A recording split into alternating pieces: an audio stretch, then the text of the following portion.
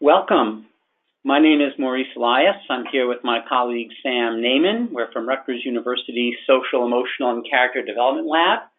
And we are very pleased that you are joining us here for a webinar on students taking action together, build citizenship, civility, SEL, purpose, and character in social studies.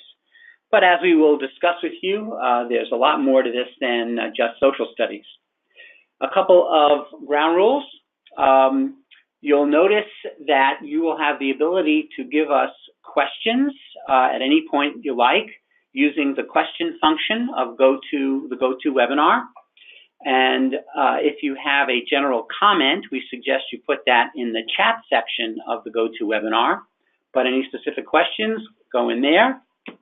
If there are questions that we are not able to get to during the webinar, we will collect them and get back to you with responses after the fact. So one way or another, we will do our best to address all the questions that you have. Our goal for today is to help you understand the instructional strategy involved with students taking action together, let you see some examples, and be ready to share about this as well with your colleagues. So if you're ready, we're ready, and here we go.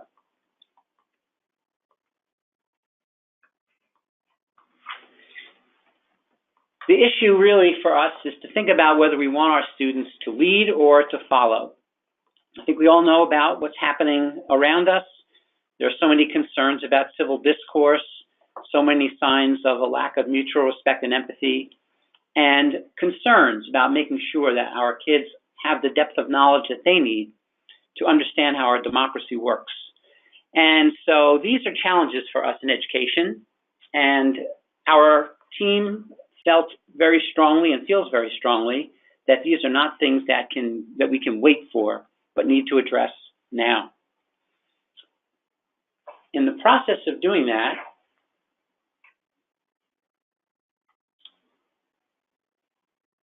we want to ask you to think with us a little bit about the future. So many of our kids today are going to graduate into years that we are not really able to predict. But let's take a moment, look ahead to what we can expect to happen in 2028. And while you're watching, think about and perhaps feel free to comment on what strikes you most about this look into the future.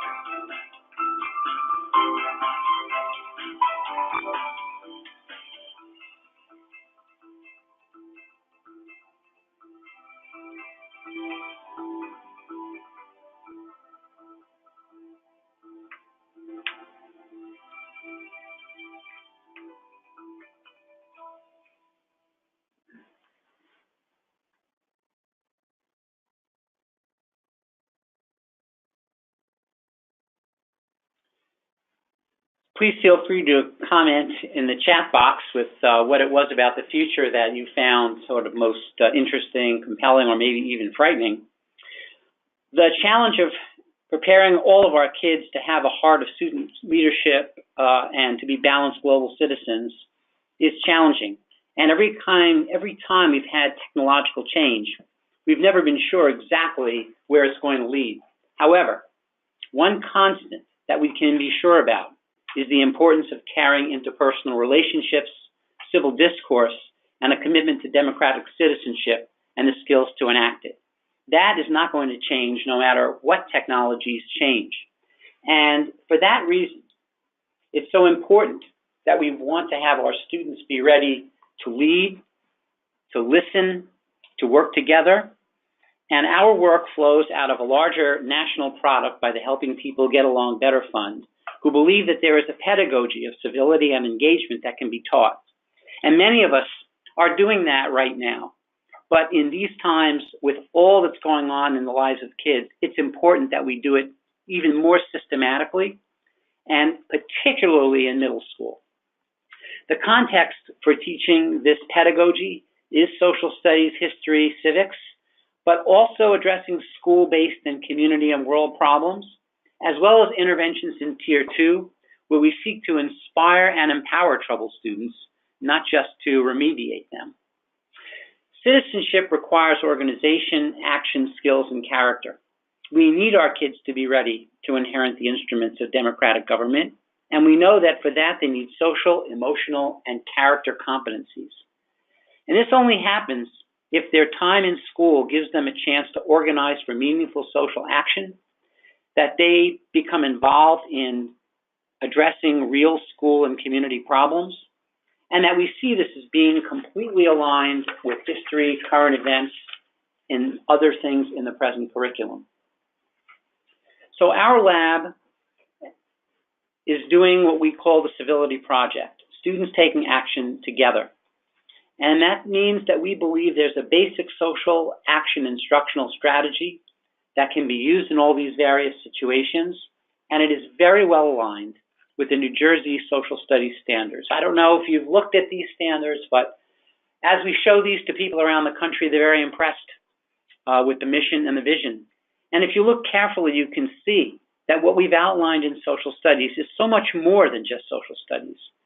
A vision that wants to exemplify fundamental values of American citizenship through active participation in local and global communities. To have our kids be able to consider multiple perspectives, value diversity, and promote cultural understanding. To recognize interconnections and implications of our global economy. All this is far more than social studies should be asked to do alone.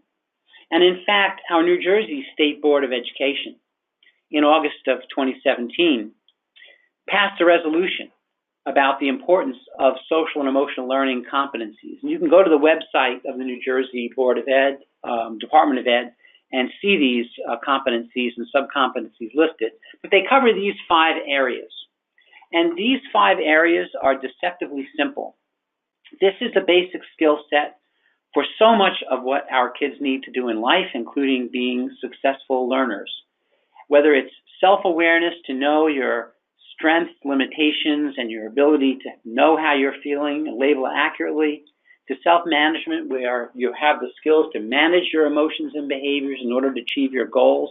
That includes things like delay of gratification, the ability to show empathy and understanding for other people, relationship skills that enable you to deal with conflict effectively and nonviolently and to be effective working with teams and creating compromise, and being an ethical, responsible decision maker with regard to our own personal and interpersonal behavior.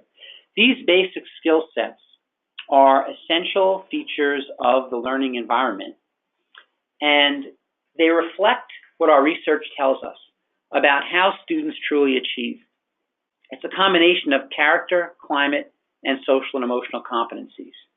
We can't separate out the emotional from the intellectual. These are inextricably interconnected, both logically and, quite frankly, in the structure of our own brains and neurology. So when our kids walk into school, they want to be in a positive, character-building school climate. We want to make sure they have explicit instruction in social emotional skills. And we want to begin to develop habits of mind, eye, ear, mouth, and hand that include curiosity, learning how to explain their reasoning, give and get feedback, both asking questions and listening to answers for questions, defining, solving problems, and knowing how to communicate clearly and proudly. These are the essential skills that our kids need. They are the skills that are essential for democracy and for getting along well with other people. We know from a lot of accumulated data, and on the bottom of this slide are references for well over 200 studies, that when we do this effectively in a multi-year systematic way, we not only get improvements in skills, but we get 10 to 11-point gains on standardized achievement tests. And we also see significant improvement in student behavior, which leads to less teacher turnover and more time on task for instruction. So we are talking about instructional strategies that have wide and important benefits. Not only that, they reflect what we know about the fact that for college and career success, our kids need more than just IQ. They also need EQ. The data are so clear that while scores may get kids to the college door, they don't get kids through college in 4 or 5 or sometimes even 6 years. And their emotional intelligence is absolutely critical for their career advancement.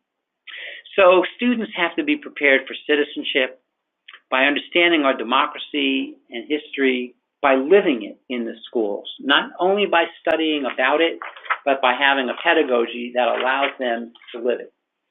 You know, in our lab, we've been working with schools, thousands of schools over multiple decades. We know it's not easy.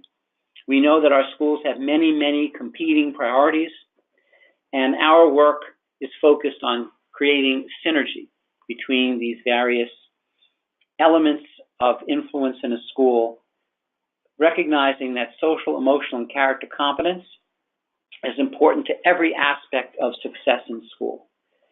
That academic skills rest on a fundamental foundation of service and character. And as we recognize that, we will find that their academic scores improve because they become motivated to learn. So if you take a look at one of our favorite cartoons, one of these rats has decided not to keep running on the treadmill. And so for us too, let's stop doing the same old thing. Let's recognize that basic to humanity, to all of our kids and their success, is the belief in themselves as agents of positive purpose. That every one of our kids needs and wants the intention to accomplish something that is both personally meaningful and in the service of a greater, non-destructive good. And it is part of education to show kids the path to accomplish that. And as we'll talk about, STAT is a very specific exemplification of that. Social, emotional, and character competencies that we're talking about are as basic, foundational, and essential to academic achievement as reading competence, and must be fostered in schools of character that support and actualize our students' sense of positive purpose. When our kids have a sense of positive purpose and a mindset of contribution, they are willing to learn and cooperate for social action. Indeed, the possibilities for youth action are far greater than we might realize.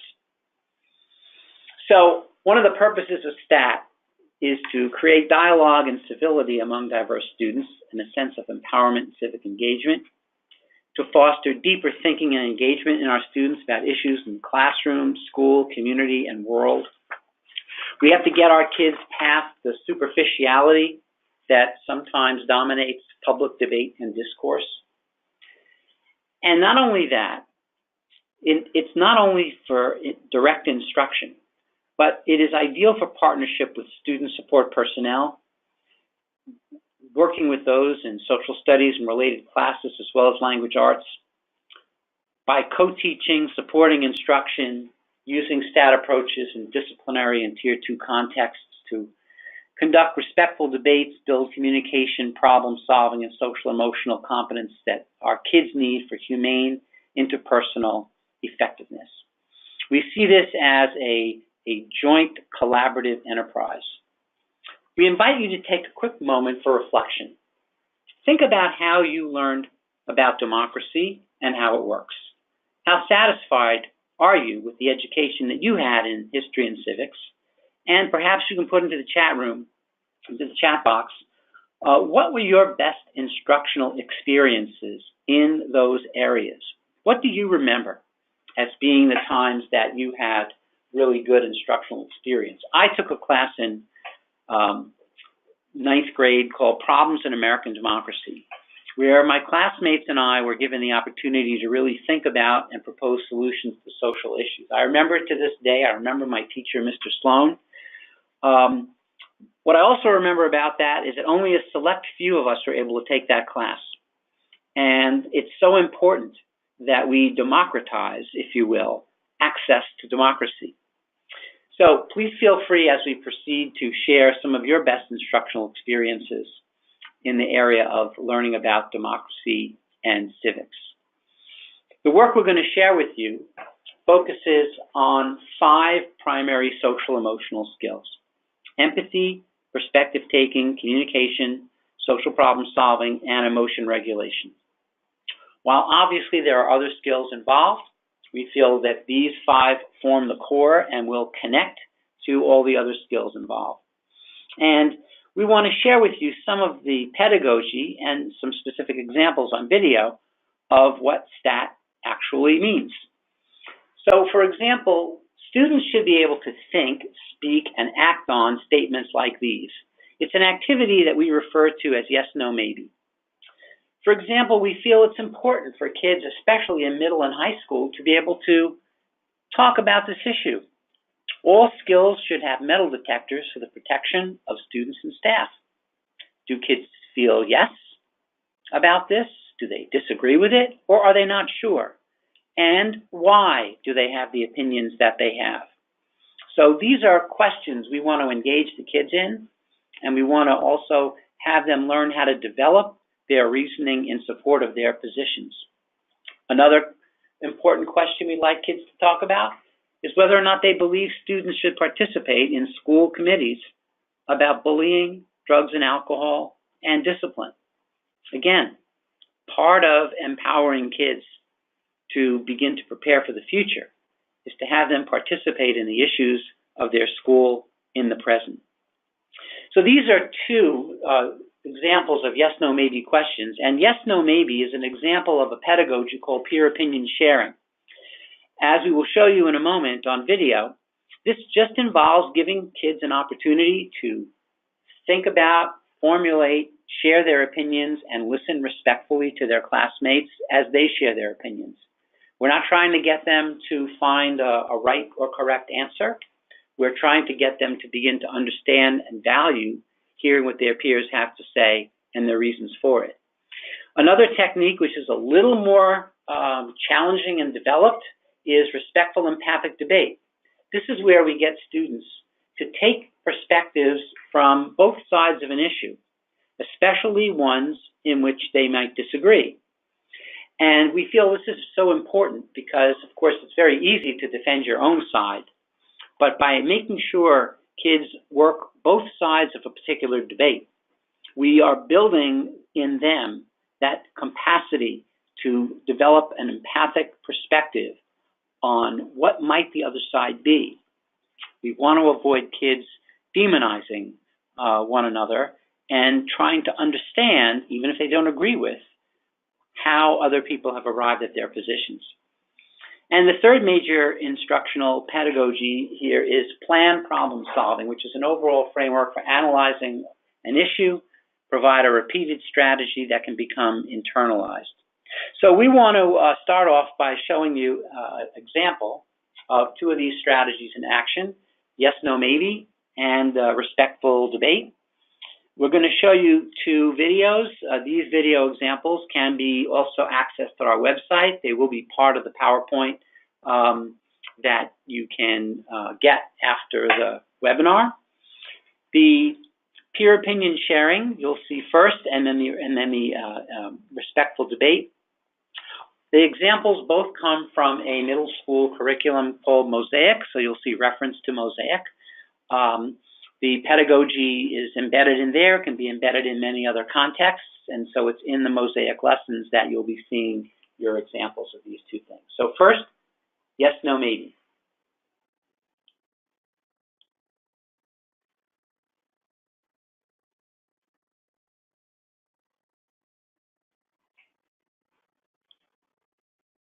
Yes, no, maybe is a pedagogical tool to spark engaging peer discussion and encourage student perspective taking. Middle school teacher Grace Keller demonstrates this from a Mosaic lesson on the topic of forgiveness. First, she explains the tool, and then you will see two examples using two yes, no, maybe prompts from the options provided in Mosaic. In some classes, student leaders, known as ambassadors in Mosaic, are trained to facilitate the group discussion. This is especially helpful when there is only one teacher in the room.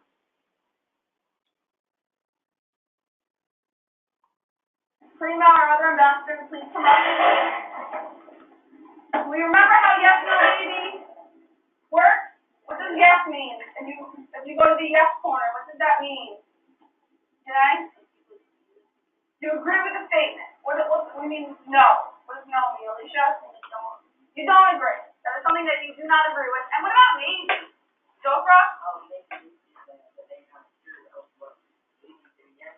Maybe you're not sure, or maybe there's a certain situation where it can go either way.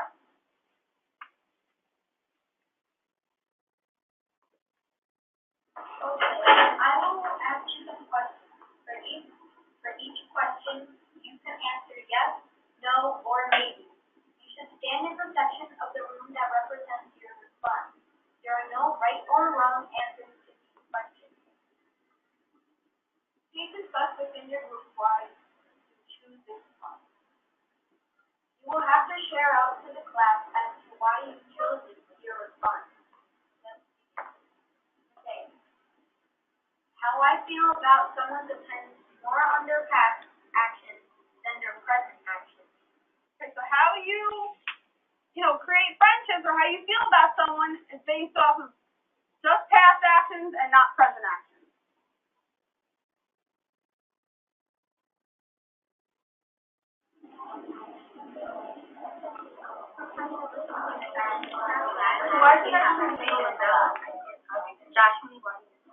I say no because it doesn't, or you can base it off of future and past, but if they were mean in the past, they can change themselves and be good in the future.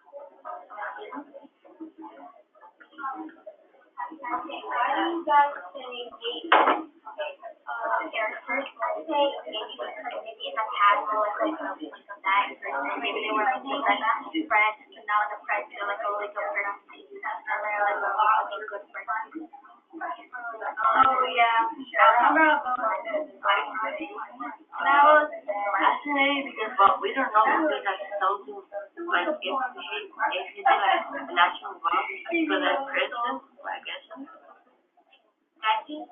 I say that because maybe in the present they might be like a little bit rude to you, and then in the past they might have done something that was really nice to you.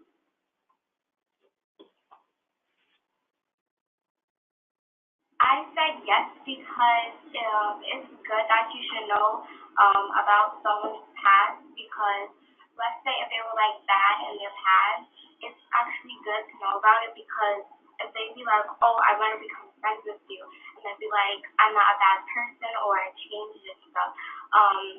But I think it's like, I don't think people like change, they still have it in them, so I think it's good to know about someone's past or just like just becoming friends.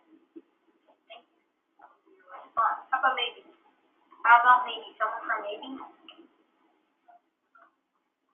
I chose maybe because maybe they don't want to share what happened in their past, and it was like a hard time for them, so I understand they don't want to talk about their past, and I think it's important what they do now. That's what I think. Anyone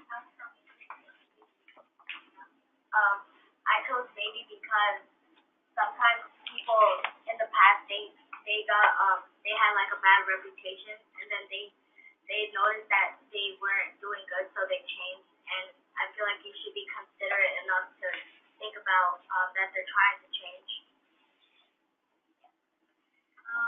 Now you're from the no group. So what did you guys? We chose no because it doesn't matter if someone's mean to you in the past, because it's based on how you guys react to each other in the present. So if someone's mean to me before, it doesn't matter. But if someone is nice and friendly to me on the present, it's okay to be friends. So you believe that people can change, that people can make changes? Yeah, they can make changes. Okay.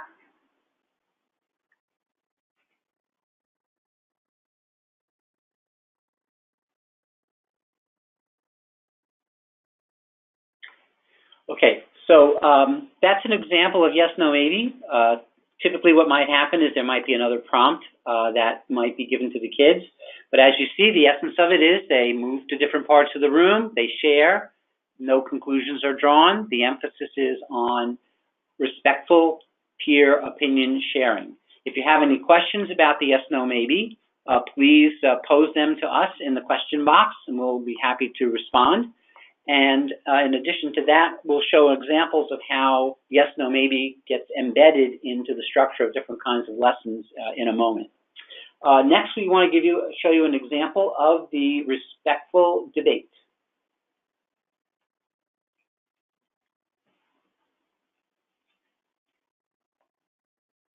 Part of mosaic instruction is to help students learn respectful debate. Middle school teachers Nicholas DiCarlo and Catherine Natal demonstrate this with a lesson on forgiveness from the 7th grade April curriculum. In respectful debate, students randomly take one side of an issue that they might not initially agree with and debate each other. After this first round, students switch sides. Having students consider many perspectives helps them think more creatively about problem situations and builds their empathy and communication skills. Here, Mr. DiCarlo first explains the debate format and then facilitates the first round for 2 debate prompts provided in the mosaic lesson.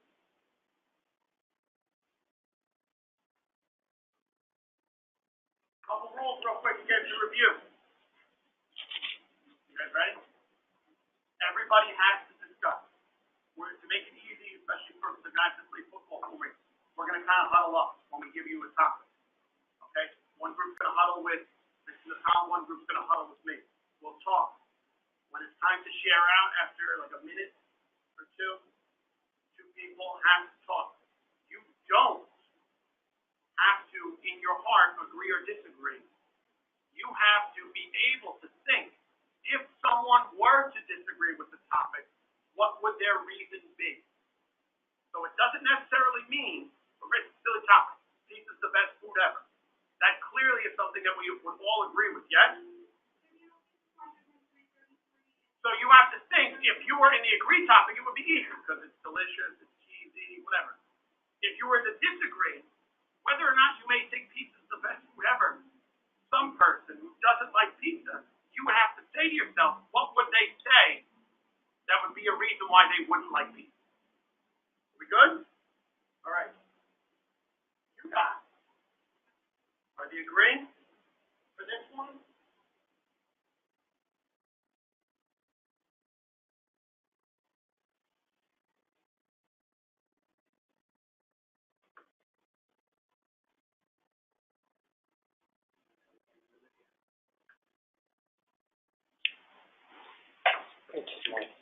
Okay. We wanted you to get a chance to see how the respectful debate was set up, and you can see exactly how Mr. DiCarlo used the example of the pizza. And again, after they go one round, then they come around and switch positions. And again, it's an important exercise for our students to be able to take the perspective of other people. Across all of STAT, there are 3 other general instructional strategies. Responsible listening, where we want to make sure that our students actually are listening to the things that other people have said and not simply waiting for their own time to speak. collaborative creativity, which is getting our kids to think about alternatives, other possibilities, thinking out of the box. And finally, audience-focused communication, which is going to be most relevant for the plan conversation that we'll have in a few moments. And that is, after our kids have arrived at an opinion, a way to solve a problem, an alternative perspective, what do they do with it? Who do they share it with? Will it involve writing a letter to a newspaper, having a meeting, creating an artistic or musical depiction, reaching out to an elected official, some other kind of social action? How can our kids also learn how to monitor the success of their plans and make improvements as needed for the future? So, audience-focused communication recognizes the need for our kids to go beyond having just good ideas. They have to be able to create products, to prepare, deliver, and defend collaboratively, and eventually get feedback on what they've done in a non-defensive way and modify in light of that feedback. These are, of course, skills that are so essential for participation in our democracy. The audience focus and communication elements are parts of the STAT process that we are not emphasizing quite as much this year because we want to focus on the basic strategies first.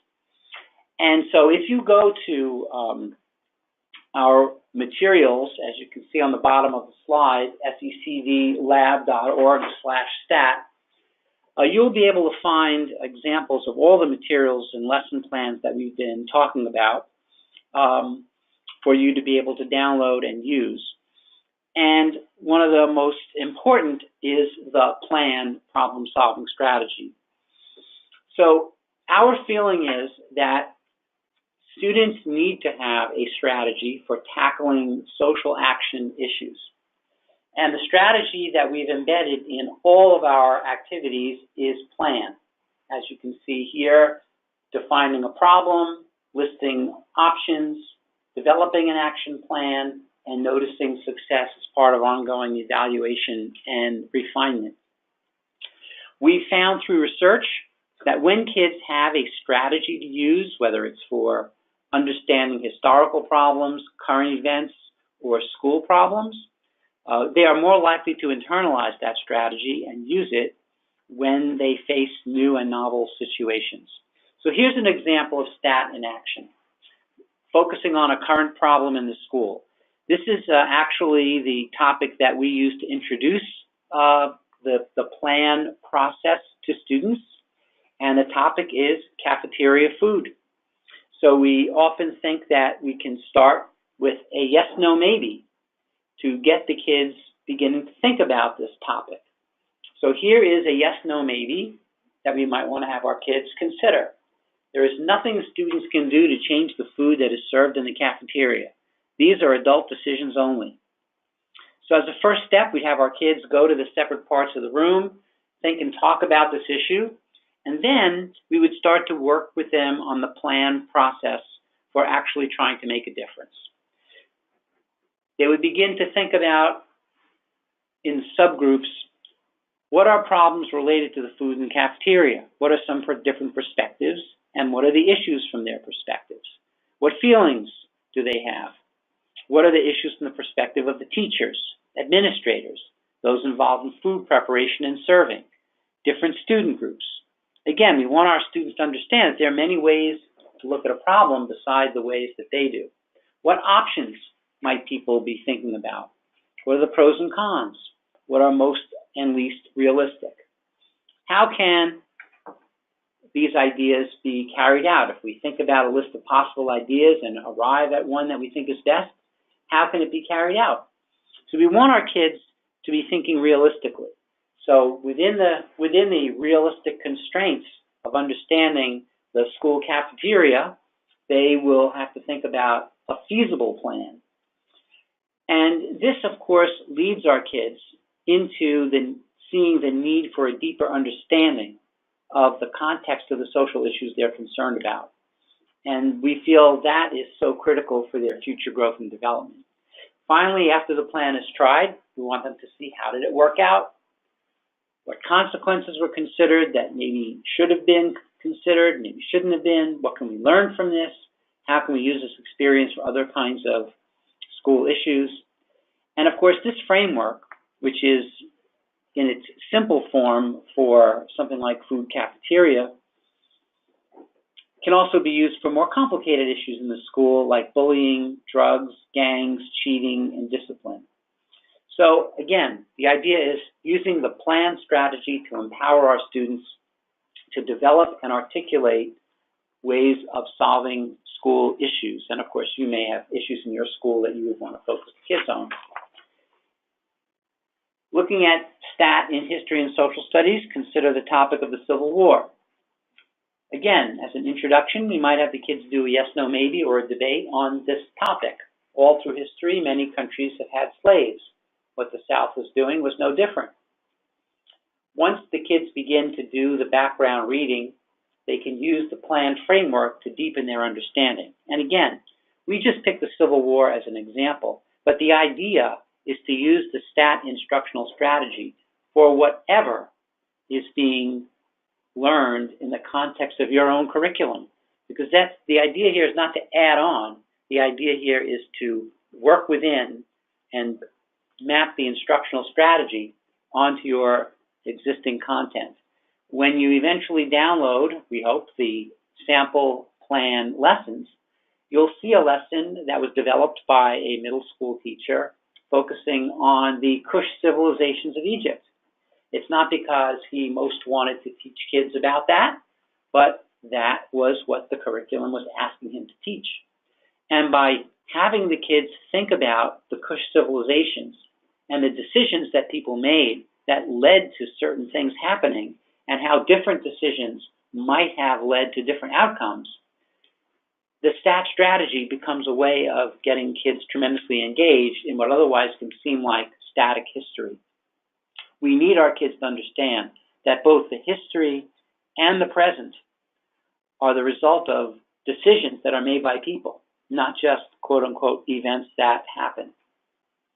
So, looking at the Civil War example a little bit further, how did the North and South define the problem? What were the issues from each perspective? Who were key people involved in making important decisions? What were their goals? What options did they consider?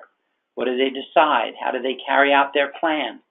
It's important for our students in all parts of the country to be able to see events as polarized and difficult as the Civil War, with the idea that many individuals involved had different opinions that they arrived at for reasons that we can understand, even if we didn't agree with them. We don't want to demonize. We want kids to have respectful understanding. Here's another example of a current event, low voter turnout. Starting out with a respectful debate or yes, no, maybe discussion. People should not be able to vote unless they can prove they have a real understanding of the issues in an election. And you can imagine 6th graders tackling this, 8th graders tackling it in a more sophisticated way, high school kids in an even more sophisticated way. But what we really want that to be the lead into is our kids understanding how different groups in the community, especially their communities, define the problem of turnout and voting, and understanding that everyone may not see the problem in the same way, that one person's sense of low voter turnout might be another person's sense of adequate voter turnout. And so the ability to understand, think about, and talk about this is critical. You'll see the note in the middle of the slide that these kinds of discussions of current events allow opportunities to invite relevant community members to come into class and speak to classes or grade levels or the entire school about some of these issues. So you can see, again, and you'll get the PowerPoint, how the lesson is played out. And of course, we have detailed examples of materials laying out the lesson plans and providing not only that, but a framework to consider using for plan in each of the lessons that you might use it for. In general, we're trying to foster a growth mindset and an expanded sense of possibilities in our students. And for that, we need our kids to be able to learn how to frame small, time-limited goals. We need our kids to understand that great progress is made only in small steps, that they can't become impatient for large change without understanding the process. So we want our kids to understand that their goals have a connection to larger issues. We want our kids to be able to phrase their actions in terms of what they will do and not what they won't do, and understand that they have to be thinking about performance and process, not necessarily outcome. In a democracy, you do not only always get your way, but you can at least feel reassured that you've gone through a process, and continuing to go through that process should lead to better outcomes in the long run. And we want our kids to use SMART goals, goals that are specific, measurable, active, realistic, and time framed. These are things that are all built into our lesson plans. So, to briefly summarize, why should you get involved in doing the work with STAT? It will help you to create respectful learning and work environments for your students. It will help your students build problem-solving skills and empathy in systematic and sustained ways. As you can see, it gives a realistic way of promoting youth voice, empowerment, and service.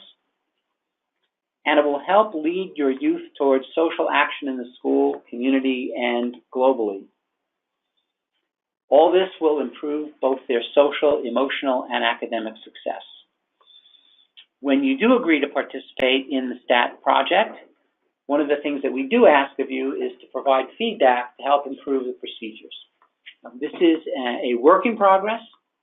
We definitely know that we will learn from the experience and feedback of everyone participating, and that if you see yourselves as part of creating improved lesson plans and improved approaches, that's the way we see it, and we are eager to have your participation in that basis.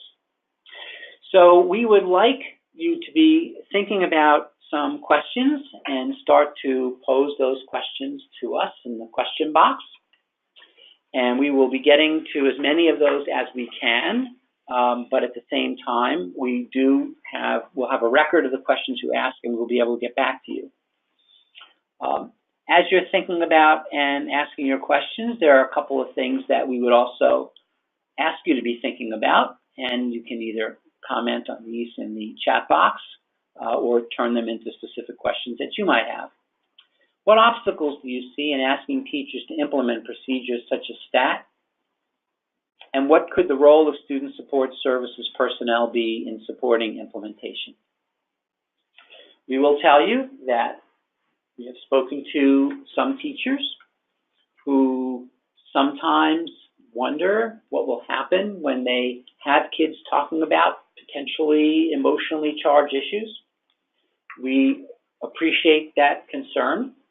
We can say that in doing these procedures, which we have been working with for about the past 6 years, we have not had any instances where these discussions have at all gotten out of hand. But we certainly understand that having the support of student support services personnel might make the difference between some folks trying it and some folks not. And so we certainly encourage interested teachers to reach out to student support personnel, as well as student support personnel reaching out to teachers and seeing if there can be some collaboration around the delivery of STAT lessons. We also know another obstacle that we've heard about is the idea that where's the time for this? And again, I just want to reiterate that the ideal use of STAT is within your existing curriculum and instruction. It's within the current times you use for teaching social studies, history, or civics, or the time that you might be devoting to current events, or time that you might be thinking about implementing solutions to school problems. You may have student clubs where this could be used.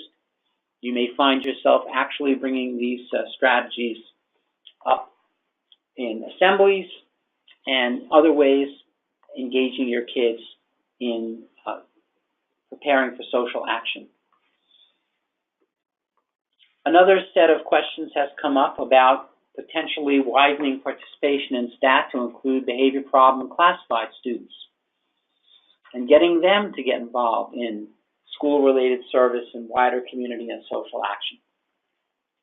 Here again, we can tell you from our experience that when we've introduced STAT-type strategies into Tier 2 services, including in-school suspension and detention, that students are very engaged by this, that the opportunity to express and understand the reasoning for why they engage in certain behaviors, as well as the idea that they, classified students and students with problem behaviors, have suggestions, roles, and ideas to play in helping solve school and wider community problems, is very empowering to kids. And the skills that they need to focus on community and school problem solving are no different than the skills that we try to give them in a remediative context, except for the fact that when we're empowering kids and believing that they've got something to offer, they are much more receptive than when we are simply treating them in that kind of remediative context. So again, we invite you to raise questions with us that you have about the STAT work that you've heard so far. Put those in the question box, and we would be more than happy to address them. While you're thinking about those questions, I do want to help you think a little bit about the larger picture, and that is the integration of social, emotional, and character development into social studies and other lessons. So as we said earlier, the STAT strategies, instructional strategies, focus on 5 primary skills, and we also mentioned the importance of helping kids think about their sense of purpose. And these are things that can be integrated into many academic lessons in addition to social studies. It's using a problem-solving approach, for example, to having our kids think about how authors choose to create the books that they create, how artists choose to create the art that they create. It's about having our students understand the perspective taking that is embedded in literature and how authors communicate the fact that their characters are taking perspective, how our authors communicate how our characters show empathy, how within other academic lessons, emotion regulation is such an important part of what happens in a classroom. It's about establishing classroom norms so that students know to be able to speak to one another in a respectful way, not to interrupt one another, what to do with their strong feelings when they have them. In other words, there are many, many ways we're focusing on these 5 skills and helping kids think about purpose, their sense of purpose and the sense of purpose of those involved in science, in art, in music, social studies. Every subject area can be an important and critical focus for them. So again, it's part of a larger issue that many, many states, including New Jersey, are focusing on, which is the need to systematically improve social, emotional, and character development in kids. And STAT is about how we can use the existing social studies curriculum to be able to do that in what we found so far to be a very smooth and integrative way. Again, please put your comments and questions to us in the question box and in the chat box, and we will do our best to respond. And our strategy here is to try to respond to everyone, because we often do find that one person's questions turn out to be everybody else's questions. Right?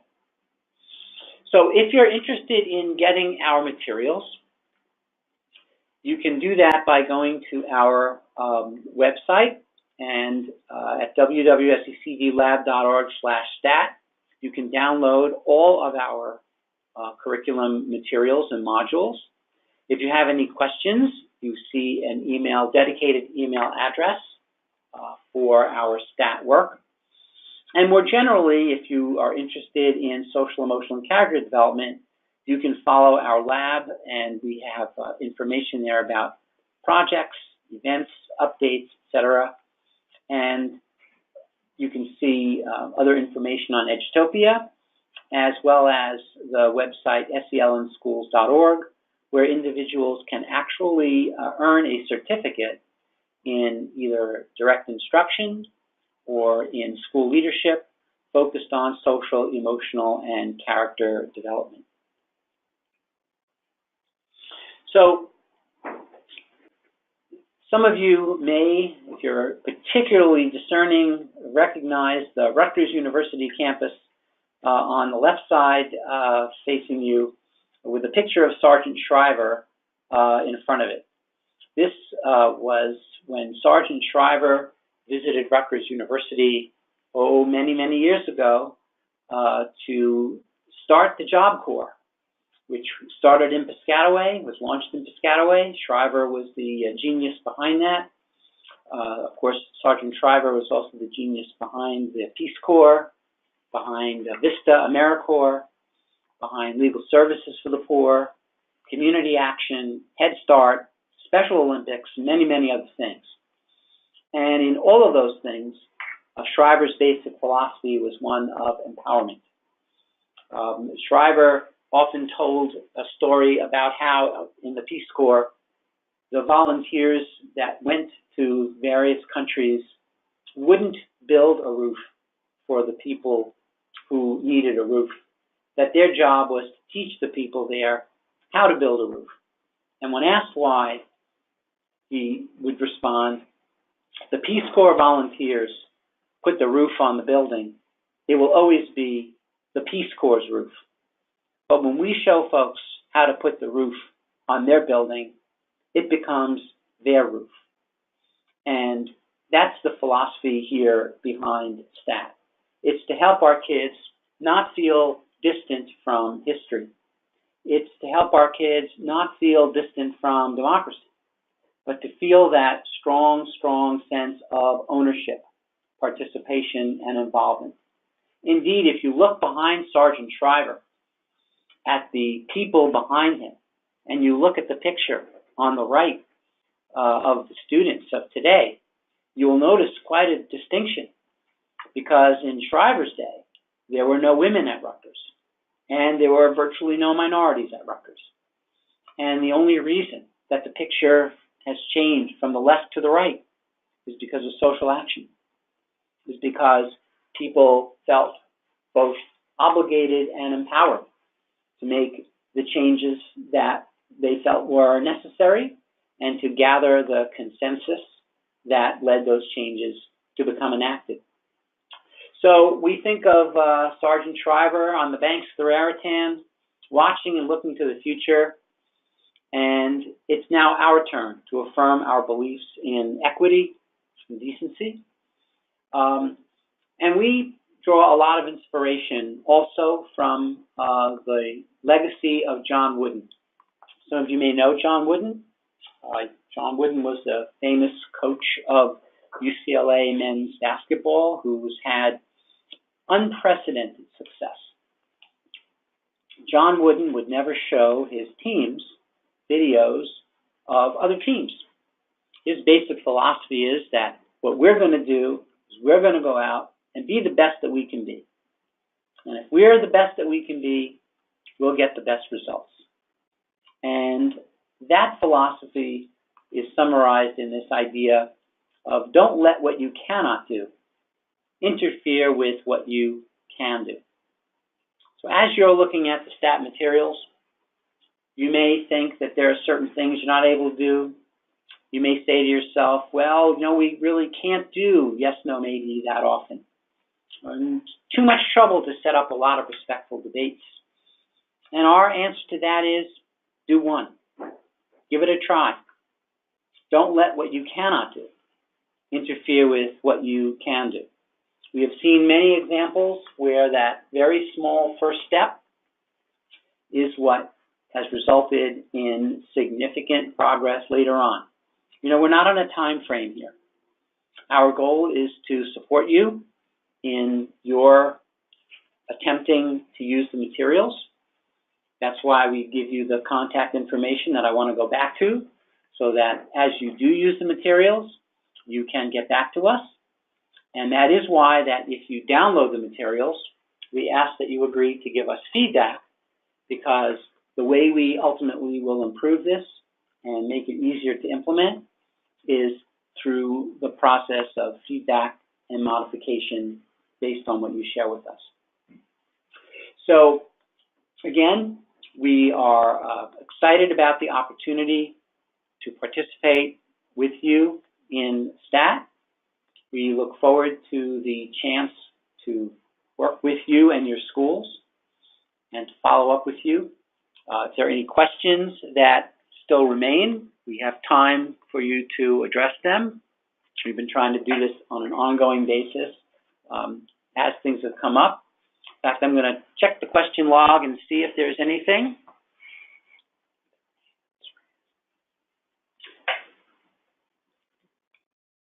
So one question that has come up that I would like to address is our social emotional lab able to provide any support as individuals try to implement? And the answer to that is, yep, that is possible. That's why first step, of course, is to give it a try. Second step is then to follow back with us. And we have members of our team that are available to work with you remotely, perhaps directly, depending on logistics, to be able to provide ongoing support over the course of the semester. Our plan is to do another revision of the materials based on feedback and have in the fall of 2019 another revised and improved set of STAT materials, and then also to have materials that focus on the area of audience-focused communication. That is, how specifically do we prepare our students to communicate their good ideas to others? How do we make sure that they have communication skills in multiple modalities, verbal communication, written communication, artistic communication?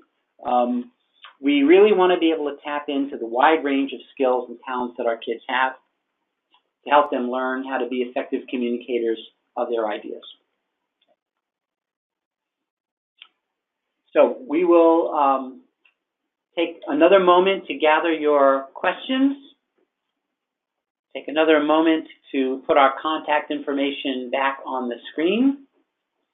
And you will hear from us with regard to the availability of in about 2 days, you'll be able to hear from us about getting access to the webinar materials. And it might take us a little longer to respond to remaining questions, but you'll get an email from us about that as well. So we thank you very much for joining us, and we look forward to following up with you in the future.